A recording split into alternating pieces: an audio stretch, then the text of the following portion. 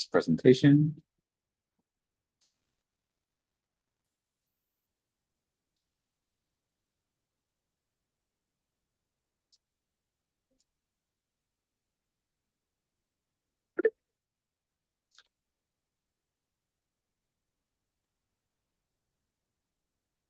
Good morning. We are recording.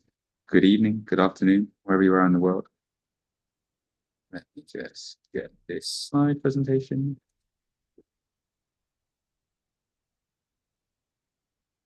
We'll get started in just a couple of minutes to give people time to join.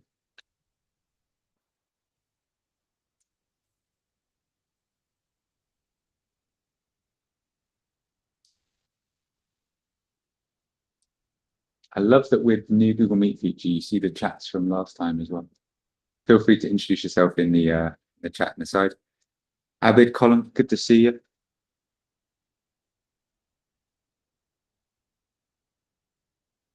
It's nearly the end of April.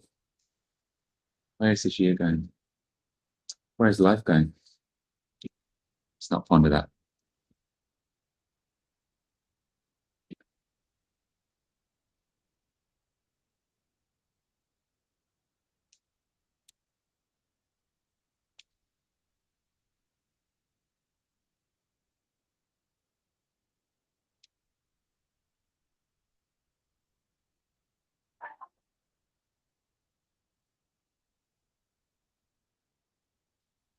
Yeah, sorry, Dave. I'll keep the philosophy to the weekend. Just so everyone knows, we are recording this and transcribing, so there'll be a recording of everything we put up afterwards. So if you want to rewatch anything, you're more than welcome to do so.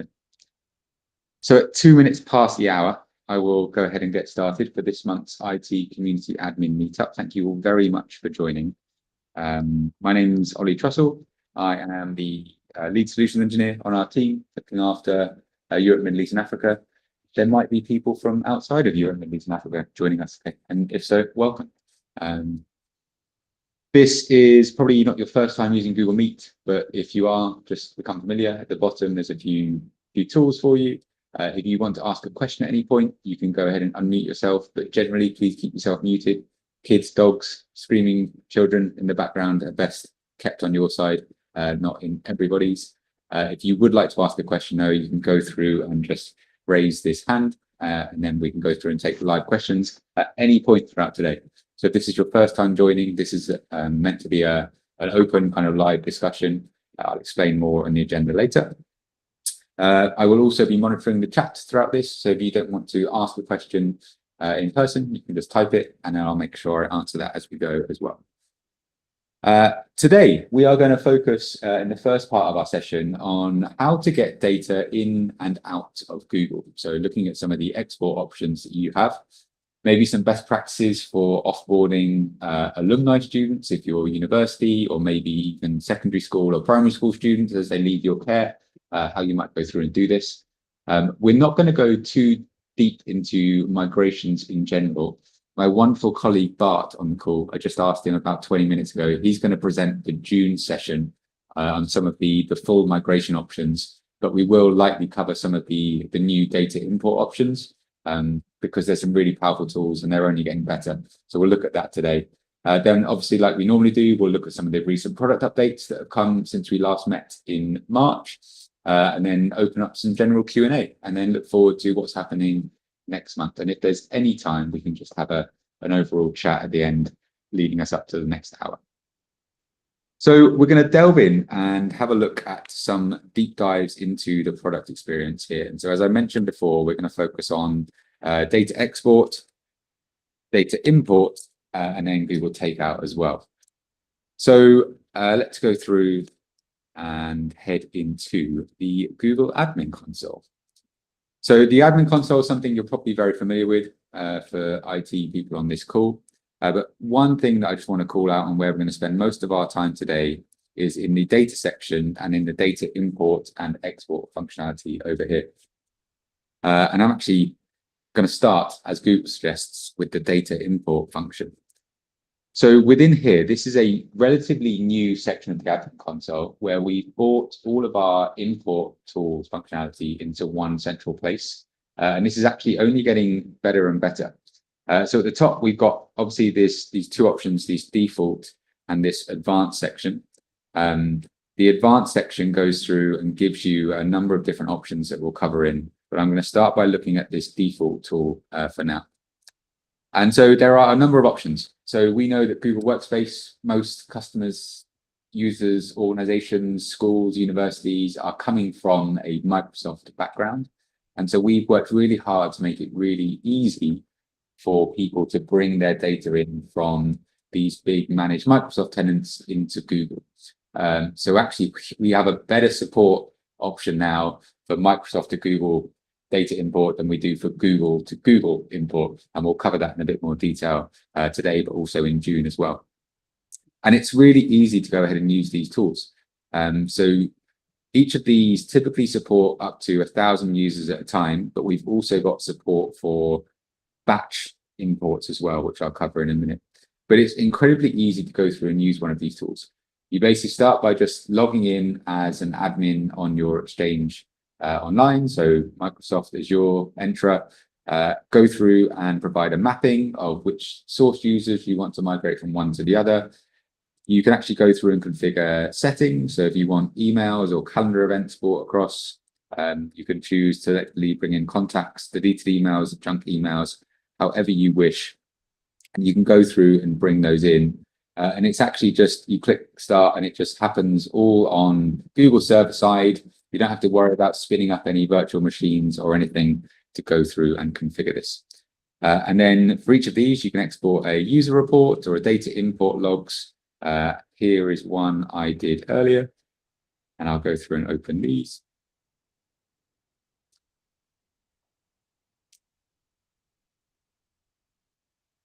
And you'll see that it will just go through. So I had a very simple mapping for this one user from the source to the target, and it's only imported 5 emails and 1 calendars. So what I'll go through is just very quickly show you what this looks like in practice. So if I go through to sign in as this user to Microsoft Office, and I will show you also what the single sign-on flow looks like. So let's imagine you are a university, or perhaps you're a school group that is onboarding a new school who are using Microsoft, and you want to bring their Microsoft elements into your Google tenant, as an example. You can go through and do this really easily. So this is a student who is signed into their Microsoft section. I chose to bring in their mail. And so in Outlook, I'll just quickly show you what this looks like. Let's imagine this is a user. And the domain doesn't have to match, by the way, but typically we suggest that when you are migrating, it comes through. So I've got this user, they have a couple of files in here. Now, if I jump in and go to Gmail for this user, I'm going to show you a couple of things. So you can actually do this section. So if I go through and sign in as the student,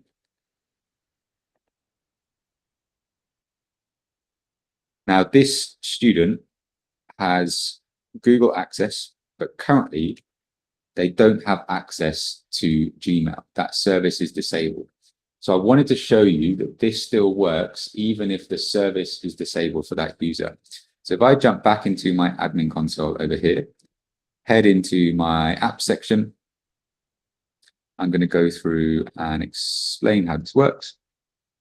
I have got this user in this organization unit where Gmail is off.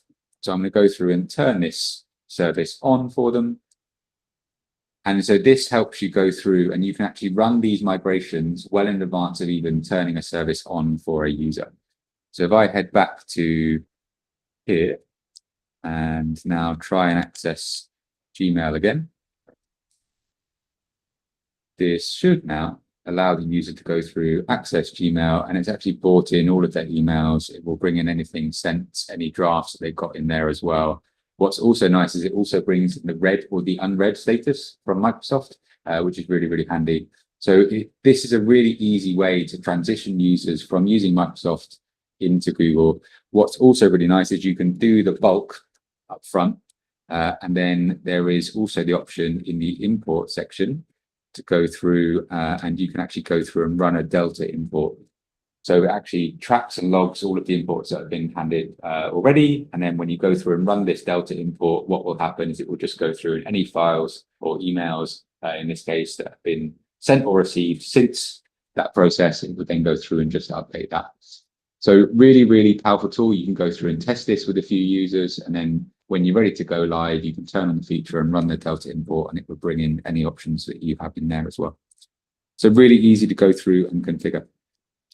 We also have support for OneDrive. I'll go through and show an example of this. Again, this has already been configured. You can choose which you want to go through, and I'll go through and actually do this for you here. So I'll upload a CSV, which has just got that same user. This is the drive options. You can change. You have to change screens. Thank you very much, Bart. Okay, I'm now in a OneDrive data import where I've connected to the same Microsoft flow. So once you connect it once, it automatically goes through. You upload a CSV file of which data needs to be copied. So I'm going to go through and upload these. And then you can choose which things that you want to go through and configure. So you can choose to keep the source domain. You can select different domain if you want. You can configure different date ranges as you wish here. You can exclude specific file formats. If you didn't want anything proprietary coming into Google, you can go through and then you simply just start the import, and that will just run handling in the background. Yes, Abid, I also wish that we'd released these years ago, but better late than never. And it's going to go through and just run that for you as well. Same issue, you can go through and run the Delta import however you wish from there as well. Really, really easy to go through and execute these. So as I said, we've got support for Exchange, OneDrive, SharePoint, and Microsoft Teams, which imports to Spaces as well, which is really, really useful. If you wanted to do more than 1,000 at a time, you can just head to this advanced section. There's a full data import guide, but you can then go through and do big batches of up to 500,000 users, I think, at a time. So really easy to go through and configure. It works in a similar kind of way. You choose a batch, specified Exchange Online, and just run through that process there. And that will run it all asynchronously. So we create multiple, basically server transfers for you that will run async. So you can actually bring all of that really, really quickly into Google, which is really nice. Any questions on anything that I've just gone through from the Microsoft perspective? Feel free to either raise a hand or chuck it in the chat. If not, I will also go through and talk about some of the options that we're doing for Google to Google imports as well. Column team classrooms, no. So great question. Within Teams, it's basically just chat messages right now. There is a support page for this as well, which I will go through and chuck into the Google Meet chat now. So this is coming in here. Yep, and James asks, can you map accounts? Yes, you can map any account from the source, providing it exists, to any account in the target, providing it exists. And it doesn't have to be the same domain or even the same username. Indeed, I've got an example here where I've transferred somebody from a separate domain source user to the target user. So that would go through and take the drive files from one source into the target on here. So yes, absolutely no need to have exactly the same mapping. Hopefully that answers your question. And then importing data from another Google account. So there is obviously personal Gmail. This is a standard single one. But what's really nice is we've now got support for mapping Gmail from one Google Workspace tenant to another. So this Bart will cover in a bit more detail in June. Let me just refresh this. I'm not sure what's happening here. Isn't it great when you're doing a demo and then admin console decides to go a little doolally on you? Oh, it turns out none of my flows are working. I just switch the internet connection. Nothing like going to the office for us. A few extra challenges. Bear with the team, sorry.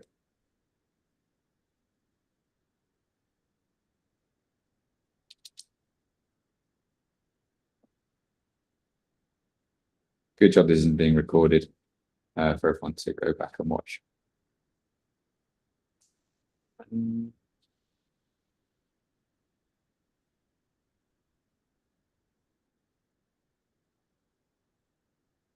Here we are, working now.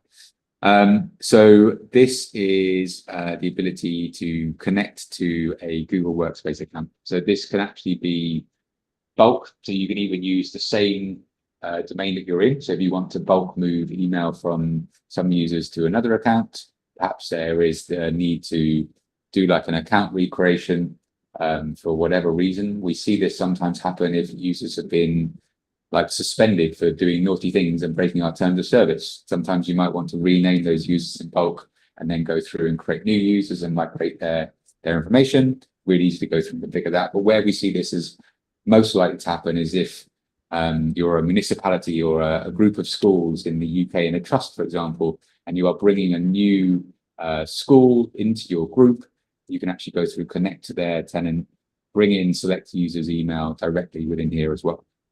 So you can configure exactly what you want. You can choose which emails you want to go through and configure. And this works for email right now. In the future, who knows? But maybe there might be support for Google Drive as well coming to this. I think our team is starting to explore this. But right now, this works for Google Workspace email, and it works incredibly well.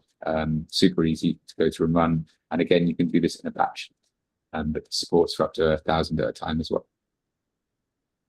And then obviously there is support for Google Drive right now.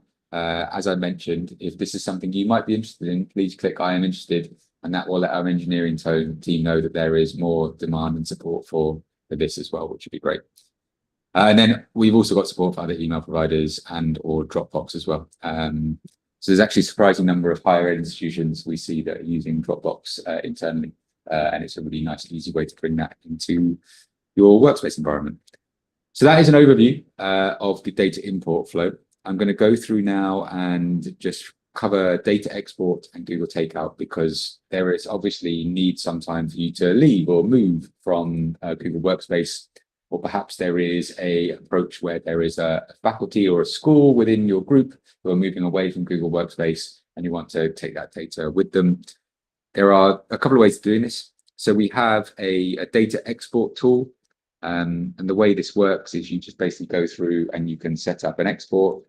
I'm not going to go through and actually run this, but the way that this works is you selectively go through, and gives a demo, and you can choose to either export all user data. So this is basically everything that they own, anything user generated. You can do this for the entire organization, or you could specify a group of users, an organization unit, or even just an individual user. So I'm going to go through and just give this. And there we are. And it actually goes through and starts this process. Now, there's a couple of things to be aware of. The way that this works is it creates a Google Cloud storage bucket for you. It is owned by Google, so it's not owned by your entity. And as a result, the storage bucket is only live and active for 30 days. So that gives you 30 days to basically go through and download that data from the Google Cloud storage bucket. And then once you've downloaded it, you can do whatever you want with it, put it where you need. There's a few things to be aware of here. This is not an immediate flow. There is a 48-hour buffer because there is risks we've seen with compromised admin accounts. When you start this export, it sends an email to all super admins so everyone's aware of this process. This is obviously significant amounts of data.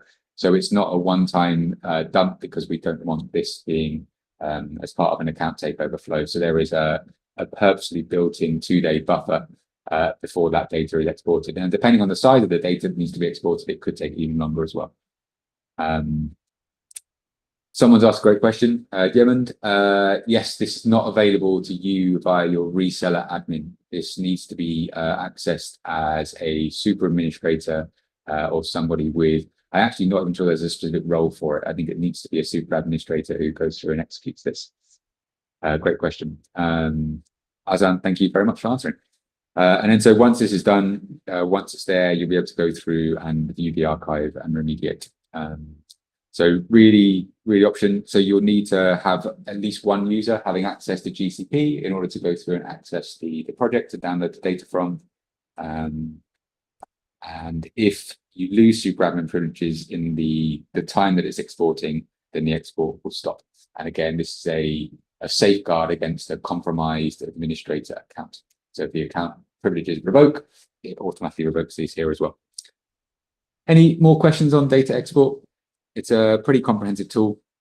I would recommend maybe if you wanted to just test this, so you saw what the break glass would be, maybe as an administrator, just test this for a single demo user, and then you'll get an idea of the kind of formats of how this data is used. It's really useful to use alongside Google Vault. So last month we discussed Google Vault in a bit of detail. Vault is great for your Drive, Gmail content as an archiving tool. The data export gives you significantly more data covered across all of your tools. So sites exports, classroom, JSON for things like that you wouldn't necessarily have access to elsewhere. Basically, the way that this exports is it exports in pretty open proprietary formats. So Drive files become like .docx files, which are generally can be opened by any file service. I think we have Mbox exports for Gmail, and then everything that is a bit of a weird format typically comes out in JSON. You can go through and execute how you wish. So that's the data export. This is something that you execute as an admin. You can do this, as I mentioned, for individuals, groups, or organization units, or indeed your entire domain. And then Google Takeout is a tool that admins can enable or not for individual users to go through and choose to take out their data. So there is a couple of things to be aware of. Google Takeout can be enabled or disabled for users selectively. What we typically see is that most organizations keep this off for users and then enable it for groups or organization units as appropriate. But you are obviously, as an organization, can choose how to do this. One example we've seen from some universities in North America who've been using Google Workspace for many years is they will go through a process where takeout is disabled for faculty members. They may enable it for all of their students because they feel it's okay for them to take out their stuff. Another option is they can enable takeout for a group of users, and that group could be something like alumni or recently graduated or leaving students. And then just the users in that group would have access to Google Takeout. Some services have individual takeout controls. So you may decide, actually, yeah, I'm happy for users to take out Google Photos, Maps data, YouTube data, but I don't want them to take out their Drive or Gmail data. So the way that this is flown is we have individual controls for 10 services. Any other services like Drive or Gmail will be configured from here. So there is the general bucket of takeout. You could choose to allow users or not allow users to go through. One thing I want to very quickly show you, and let me just jump back into this service here. So if I go through and give you an example of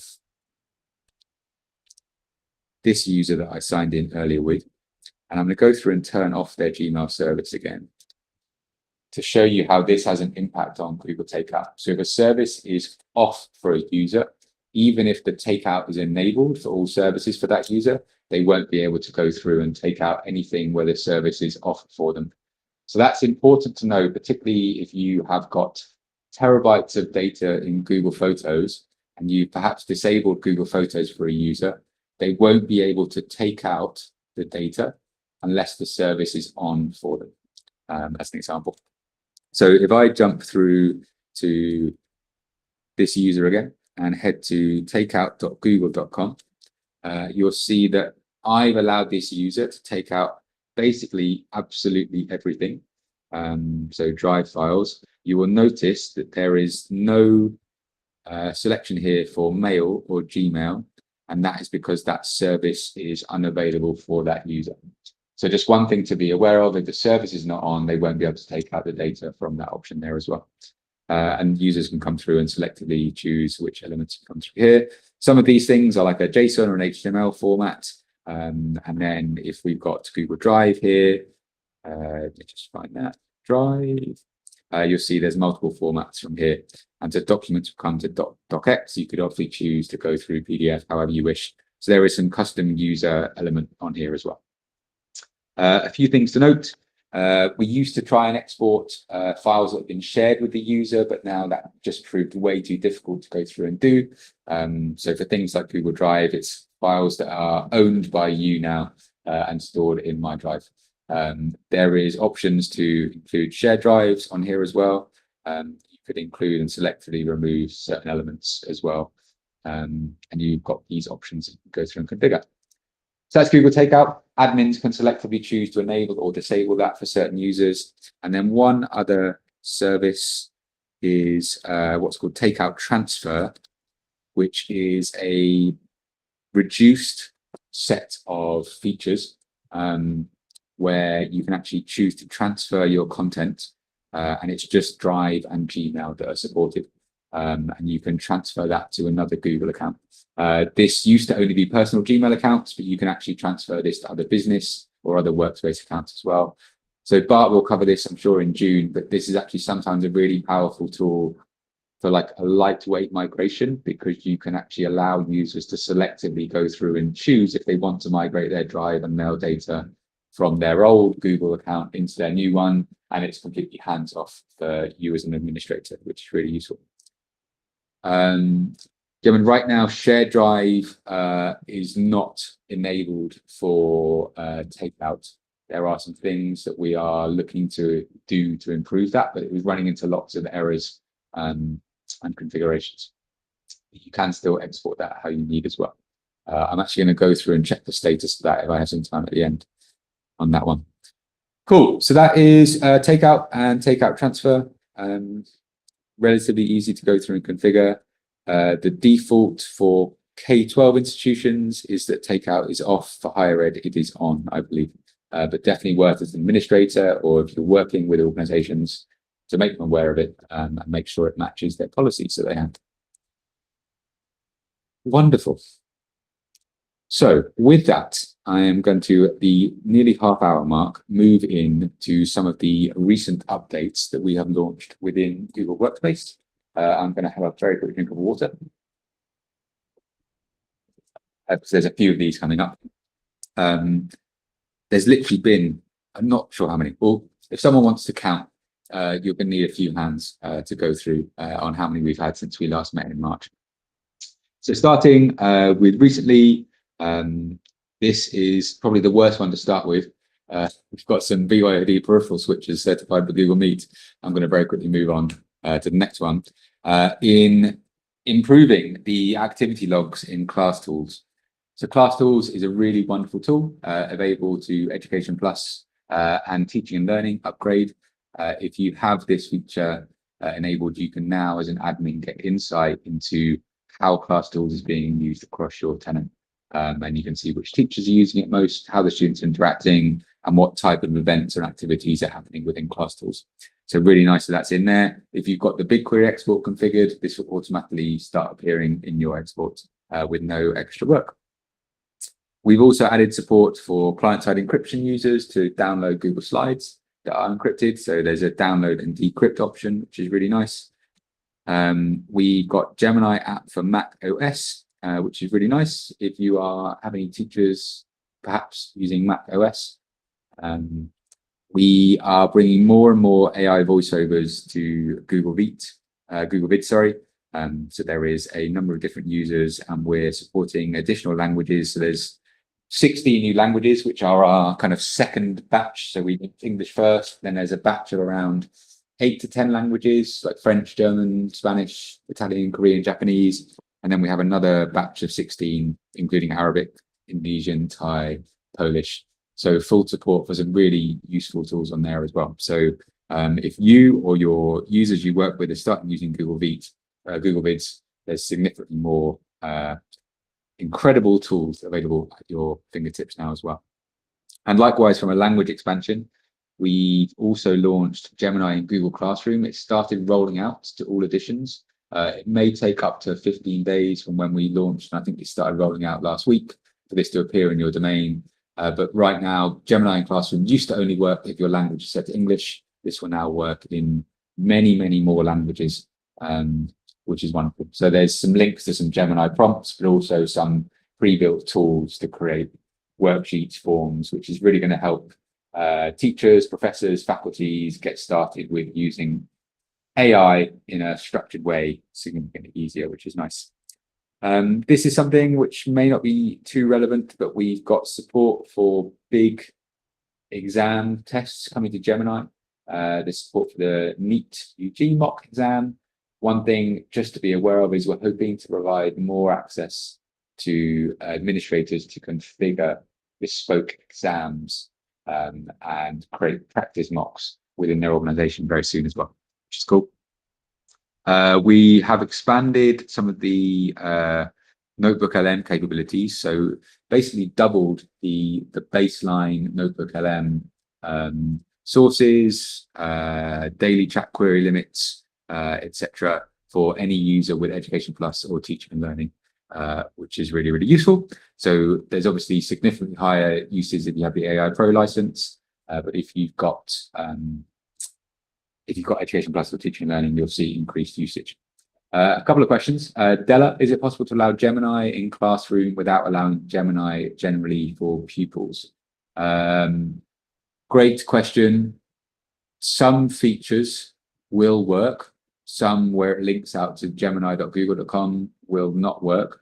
Gemini in Classroom, it's worth noting, Della, will only work for users who've been designated as a teacher. So for your students, it's unlikely that it will go through there as well. Abid, anyone managed to get Canvas working on Gemini for Mac? Don't use a Mac. I'll leave that to the community to answer. I'm not allowed to, Abid. Cool. Thanks, Alan. See you soon. Lyria 3 Pro. So a great way. Bart made me a song on my birthday a couple of weeks ago, and it was wonderful. No pedagogical implication there, but a really nice thing to send to your friends. So please make use of that. Could be a nice intro for a lesson, but it works very well. We've also got the ability to edit the AI generated scripts when you're converting slides into vids, which is really nice as well. So reducing the time to create edits. And then we've got the speech translation in Google Meet coming to mobile devices. So I don't know if you have an AI Pro license and have tested this out, but the live speech translation, not just the captions, is wonderful. And we're rolling this out to Google Meet and Android and iOS as well.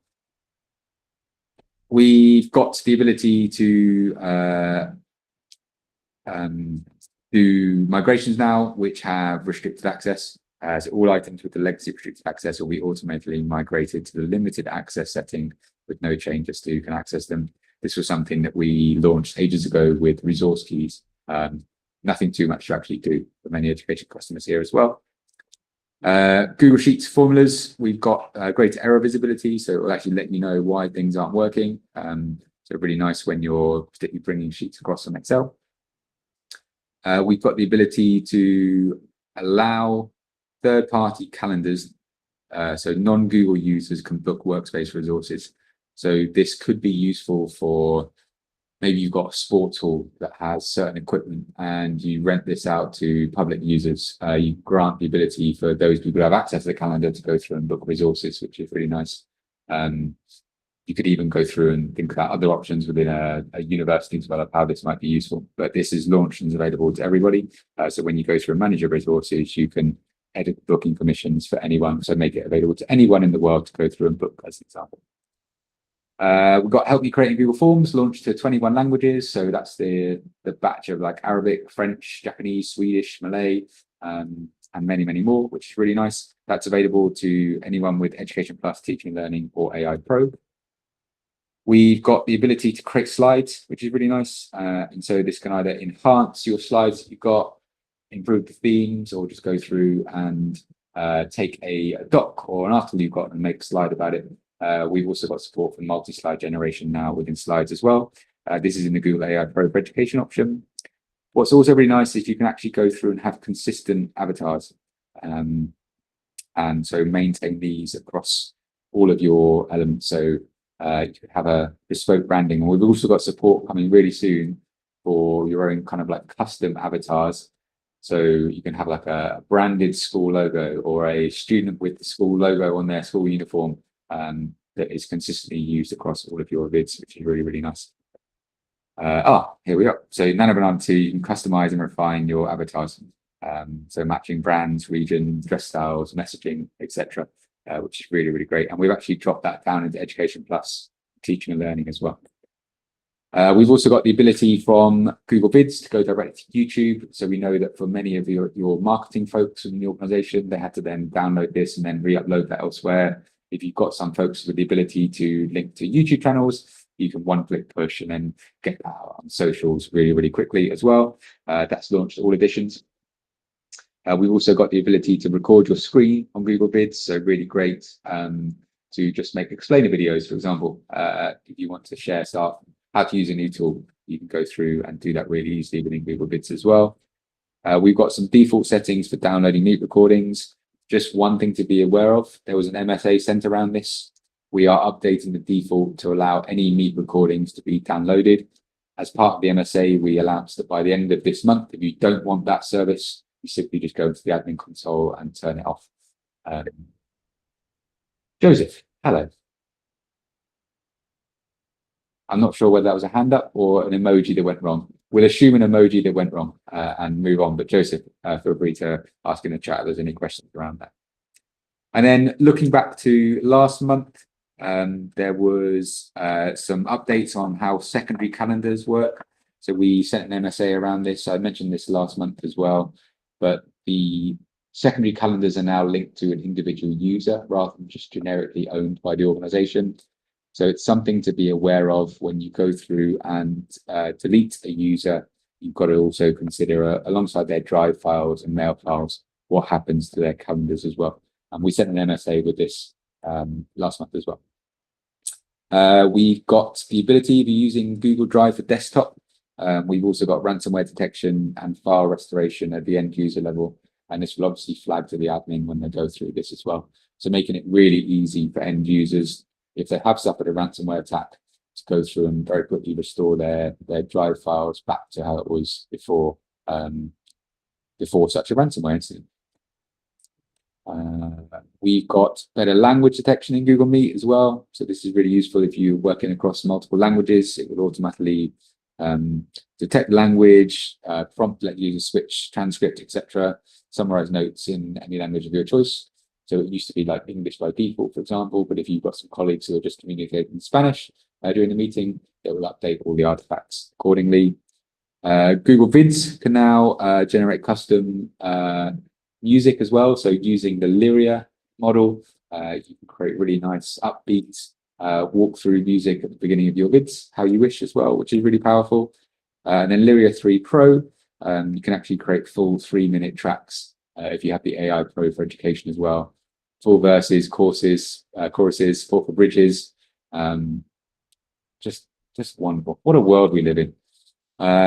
We got improved safeguarded guest admit flow with Google Meet. So automatically detecting bots. We have 2 queues now. So one that requires like a potential risk and then confirmed users. And so you can go through and easily see what's happening on there as well. Abid, good question. I think that it will go up to 180 days. It may even be longer than, but I'll go through and find that article, get back to you on that one. We've got the ability to revise and change slides in Notebook LM. So I don't know if you've used this slide generation tool in Notebook. It's beautiful, but it generates the static slides, not Google Slides presentations. So one thing that the DeepMind team have built in is the ability to, if you want to make a few small iterations to a handful of slides, you can actually go through and do that before exporting them, which is really, really nice. This is something available to 18+ Notebook LM. We've also got more cinematic overviews. So if you played around with the video overview tool in Notebook LM, it's great, but we've got these way more kind of engaging support for videos as well.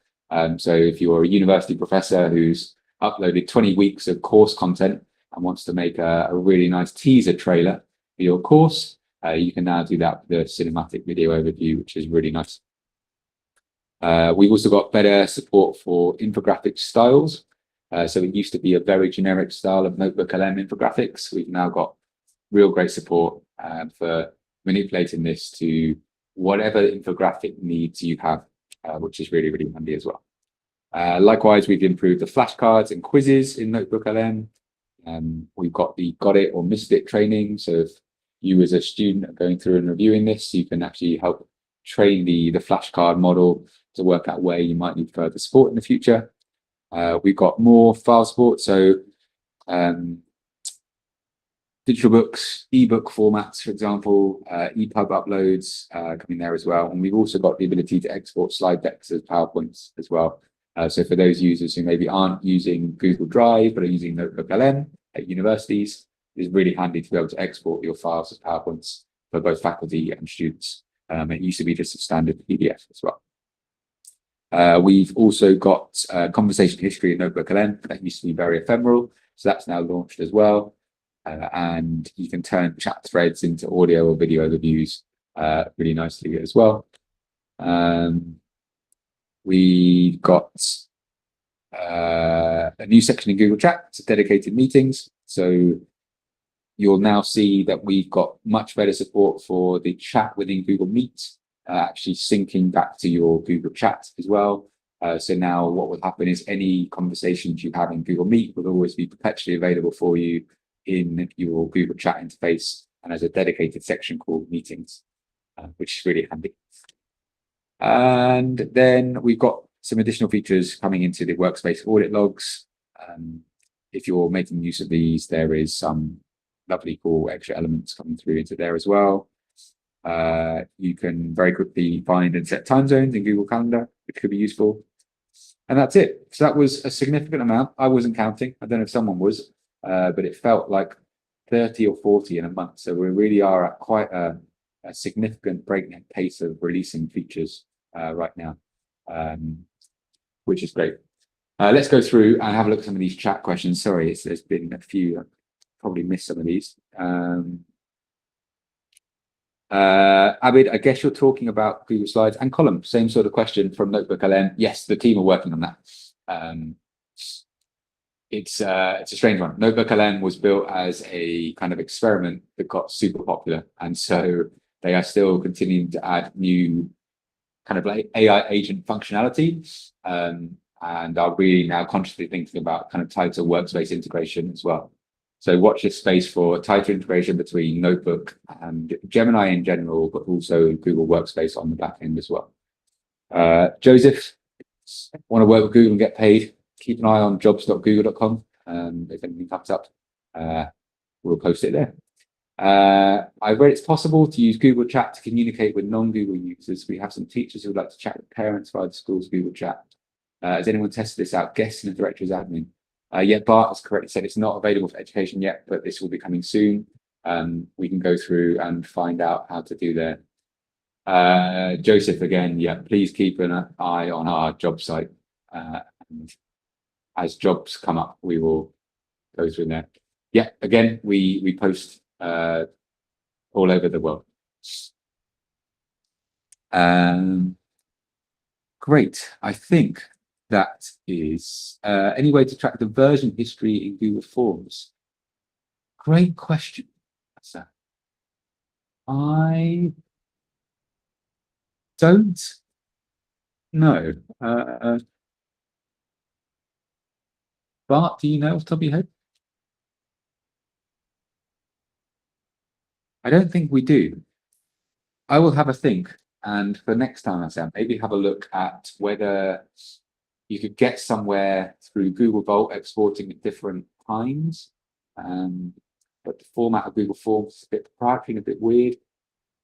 I guess you want to see like who changed some of the questions maybe within the Google form and log that down and maybe revert. Exactly.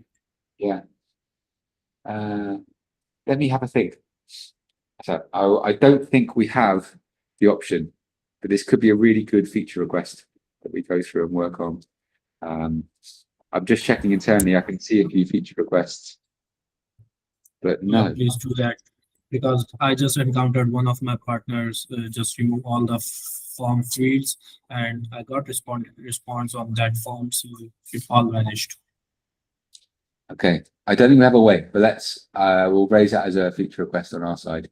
And one thing to note is in Google Forms.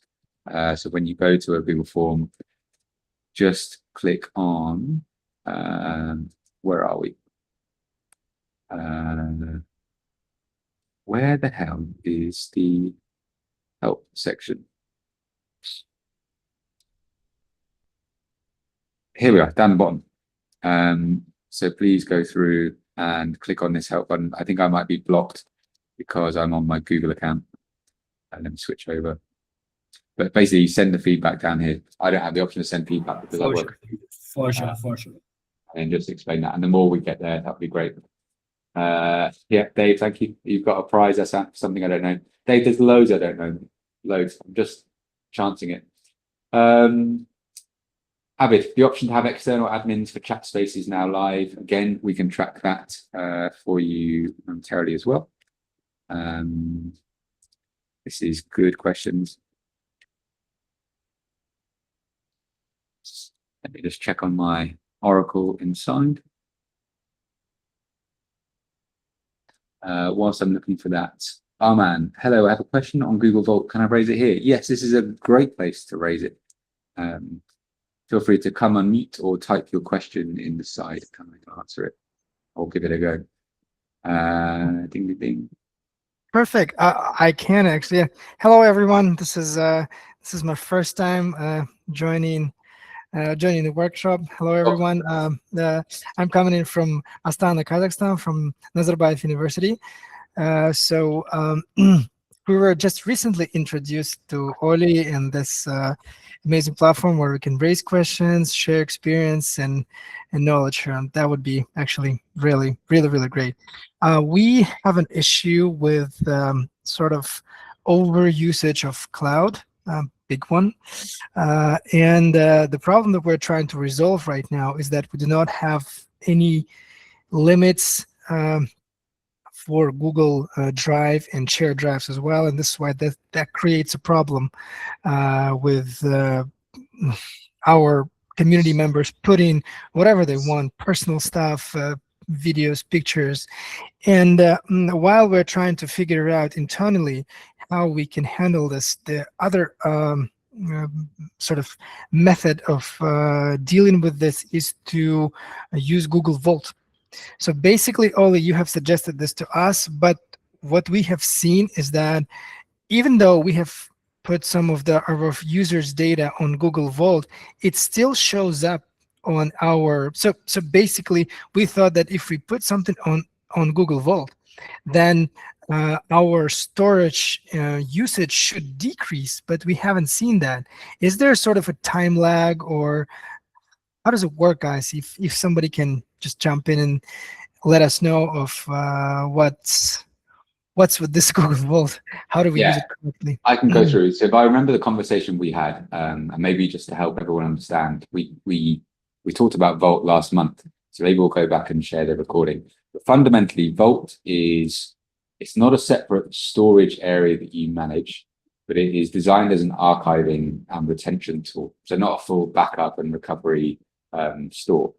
But what you can do is anything that is in Google Vault, but not in your Google Drive or Gmail, doesn't count towards your overall storage. So a really creative solution is if you want to remove data from your hot Google Drive storage, but retain it for whatever reason, what you can do is, as an admin, selectively use something like GAM to go through and purge the user's Google Drive data, so delete it and remove it from the trash. But providing that user is still active or suspended or archived, basically as long as they're not deleted, then that data will retain in Google Vault for as long as you have a retention policy.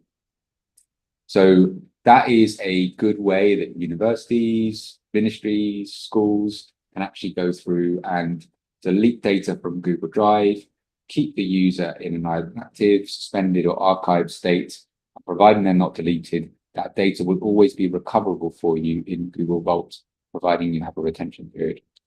So to try and answer your question in a bit more detail, when you enable Google Vault for a user or set a retention policy for an OU or all of your users, that will basically go through and create an archive copy of everything. It has version history, control, and support in there as well. Once you've configured that, then you can go through and delete the user's data out of Google Drive. So Arman, the question is, have you gone through and deleted the user's data out of Google Drive yet? Not yet. I think what we've sort of, yeah, I think there was misconception. We have not fully understood it. We thought that if just moving it to Google Vault will sort of resolve the issue, but now we have to go in and actually delete the data from the, that totally makes sense.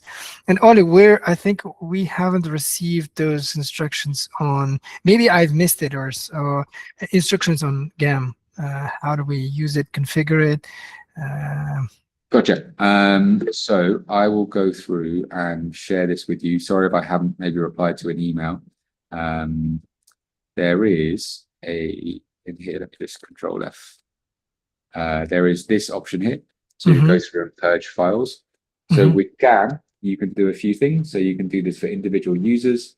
Let me just go through. Sorry, I've lost this. So we have single files, or you can go through and delete Drive files with a specific query. You can go through and call all options. So this is the GAM Advanced, and this option called Purge basically does a single command line that it goes through, deletes it, which moves it to the trash, and then it uses the API to clear that file from the trash as well.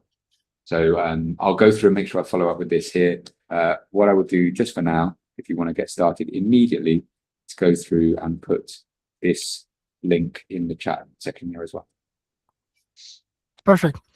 Thank you very much. We will play around with this. Yeah. Thank you. Great. You can do the same for Gmail messages as well. You can also, if you have Education Plus, do it from the investigation tool, but it won't be all of the files.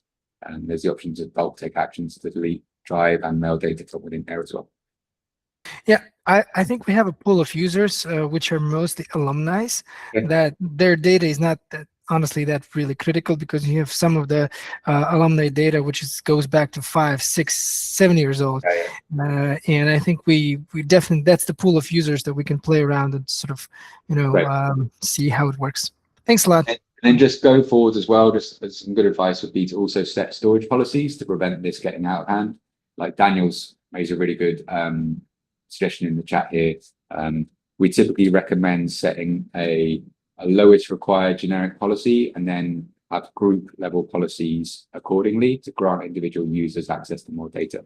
So in this example, we set a standard 5 GB storage limit for everybody. And then what you can do is at the group level, I'm not sure if I've got an example.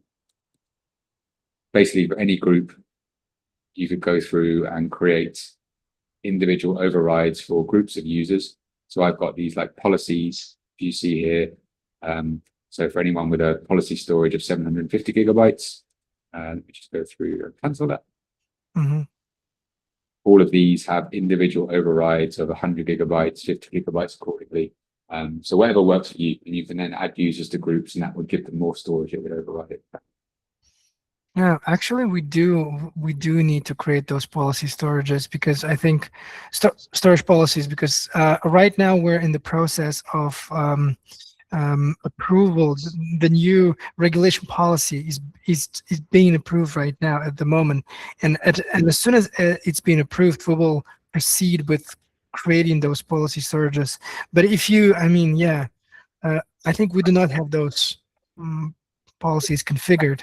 So if there's anything, you can share any info on how to properly create them and what would be the best way of doing this. We would love to hear this as well. Absolutely. I'm going to go through and chuck in to the Meet this support article, which outlines how to go through and do that. So feel free to click on that. You'll also find it in the admin console in the storage section at the bottom. Abid, yeah, really good use case for this. So if you need to retain student data, you can use Google Vault to kind of keep an archive copy of it, and just providing really important is what the moment you delete the user, it's going to delete their Vault data as well. So that user has to remain active. And that's why we provide as many archived user licenses as you need. So you can archive users and that then retains their data in Google Vault. It actually also retains any data they have in Hot Drive or Gmail storage app as well. So in order to make use of this and reduce your storage, make sure Vault's enabled, and then go through and programmatically purge their data. So basically the archived user is not going to be like using the license, right? So it's archived user, it doesn't use it frees up a fundamentals license that you can go through and use. We can give basically as many archived user licenses as you need. So if you need more than you have, you can just raise a support request to go through and configure that there as well. Perfect. Yeah. Sounds good. Thank you very much. Abid, shared drive is different. So shared drives are owned by the organization. They can be configured in Vault as well. So providing Abid that the shared drive stays active, I have a feeling that you can go through and delete the data. But let me go through and validate that because I don't want to give you erroneous advice. But I think if the shared drive is active still, you can delete the data out as well. Yeah, Della, subject access requests, Vault is really good. You can restrict Vault down to individual users. You can even search for queries or key terms. So if you want to find out when a user was mentioned by other users, you can go through and do that as well. Definitely worth watching the recording from last time on Google Vault, where we go into that in a bit more detail. So we are coming towards the end of time, which leads us on to thinking about the next month's sections. So there's a couple of ones coming up. I'll be running the next one on 21st of May. Jasmine, sorry, yeah, Google Vault's available to all education editions, including fundamentals. So feel free to go and jump in and have a look at either the K-12 or the higher ed options. You should be able to, I'm just going to verify this, on any of these, go back and review previous sessions. So on these, you can go through, this is the one we're doing now. We have upcoming sessions and previous ones are available. We need to still upload, what have we got here? No, March 26th. So the IT community session for Vault, you can go through and check the presentation and watch these on demand. So all of these are available pretty shortly after. My wonderful colleague, Veronica, who I think is still on the call, does a great job of getting those updated and uploaded for you. So feel free to join us. It's a slightly earlier Thursday in the month. It's the second to last Thursday because I'm on holiday on the last Thursday. So sorry for moving that forwards. And there's also some other really useful options. There's No Place Like Chrome, which is a wonderful title for a session on May the 19th. It's a bit later in the day. It's run by our US colleagues. So it may be a little late for some of us over here in Europe, Middle East and Africa, but you can always go through and watch that afterwards as well. Feel free to check out those links. I'll put them both in the chat quickly for you now as well. We've also got this feedback survey. So what would be really useful if you want to share any feedback about how these go, we would appreciate your feedback. And then I'm also going to go through and copy these links so you can go through and review previous sessions and also see what's coming up. And I think that's all I've got time for. It is. I'm going to get kicked out of this room in a minute, so I'm going to have to love you and leave you. Thank you, everybody, for joining again. And I look forward to seeing you in a few weeks' time at the next session. Bye. Thank you. Ciao, everybody.